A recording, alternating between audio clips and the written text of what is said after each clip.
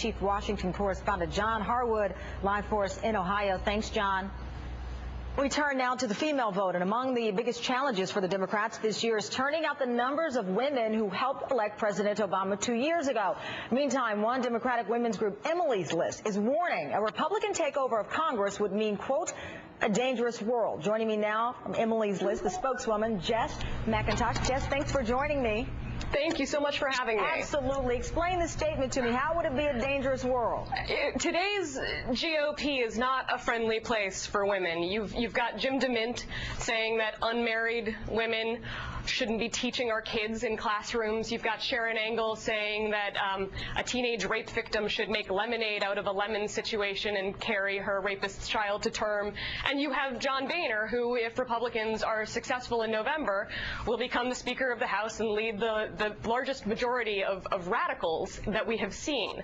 This is a guy who literally passed out checks from tobacco lobbyists on the floor of the House to sway a vote. He will take us so far back to a culture of cronyism and corruption and backroom cigar smoking deals, and that is not what America's women need right now. Well, Jess, if your view is the accurate view, why is it so difficult then to get women on that level of enthusiasm as we see, for example, with the Tea Party? It should be a slam dunk if what you're saying is right. Well, I think that in a lot of ways, Democratic women everywhere have busy lives. They have jobs, they have kids, they have families, and the news right now isn't speaking to them. They're not angry. They're not Tea Partiers. We surveyed Democratic women across the country who were less than enthusiastic about coming out to vote. And what we found was not frustration. It wasn't anger at Washington that was keeping them home. It was a lack of reliable information from sources they trusted. But to counter that, the Mama Grizzlies would say, we find our information, we're riled up, we're supporting Nikki Haley, we've got Carly Fiorina, Meg Whitman. There are a lot of strong women. They just maybe aren't in line with what you believe. I think Mama Grizzlies has been a pretty effective marketing strategy. I mean, Republicans are doing better than Republicans usually do at fielding women candidates. Better doesn't mean good.